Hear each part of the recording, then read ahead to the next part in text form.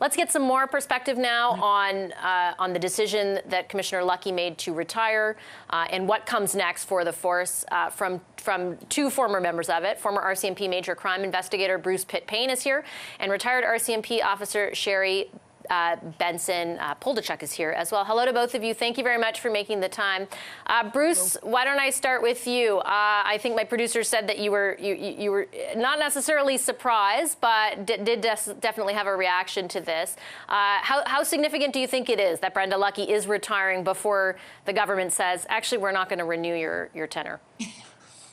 Well, I mean, we will never know unless she says exactly why she retired.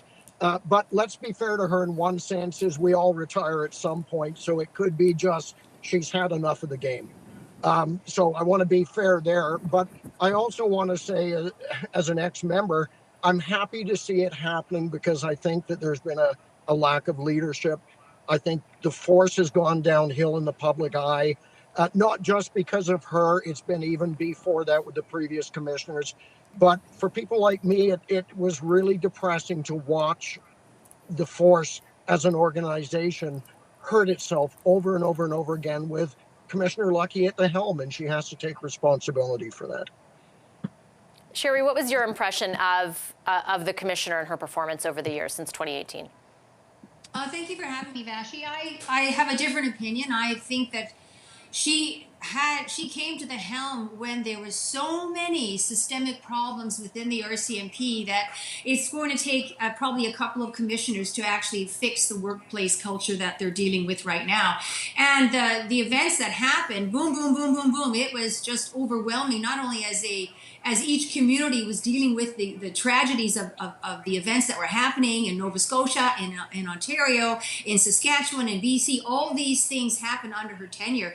And I think she did the best job she could, considering the monumental task of first addressing the workplace culture. And what I see is, you know, she's done her part for king and country now, you know, all these over 30 years of service.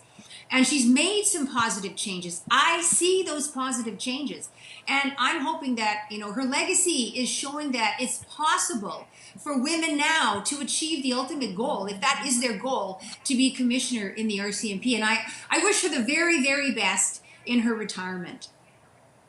Sherry, I just want to follow up with you before I bring Bruce in, because I think it is of note that that Commissioner Lucki is the first woman to hold that job. And I take your point on all the, and Mr. Sauve made a lot of those too, right, on the positive changes that have resulted from her tenure. But I think it is true that she also faced a number of controversies, right? And yeah, we can debate the merits of those, but she certainly, like, the question was always there: will she stay on in that job? For how long? Is there political support among the the front benches of the federal government? Do you think that will dissuade women from trying to be in that position? Or do you think the fact that she has held it will do its part to make sure that more women venture to hold the job?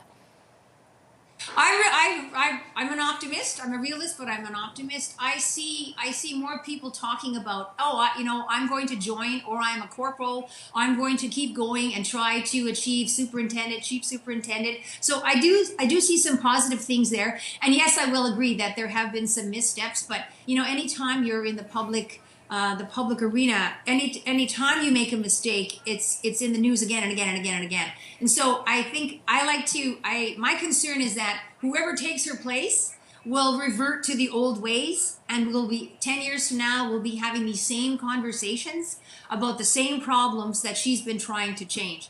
So I'm wondering how the government will pick the next person to replace her, because I think anytime a new person comes in a leadership role, they already have their own agenda, what they want to do, and I'm hoping that they will continue with some of the positive changes that she's done, as well as being mindful of the mistakes and errors that were learned along the way. So take the lessons, not the pain, to move forward and create a better organization. Bruce, when you look ahead to the next appointment, the person who replaces Brenda Lucki, what do you think the biggest challenge they will face is? Well, the first thing I do want to say is I agree with a lot of what Brenda has said.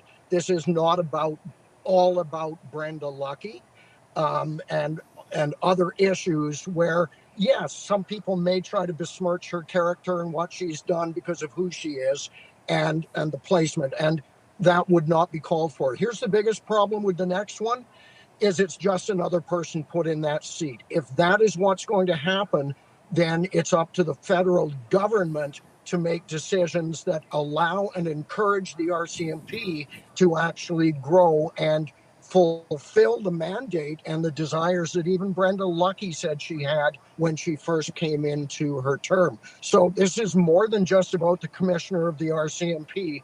The RCMP needs change. If you don't adapt, we all know what happened to the dinosaurs.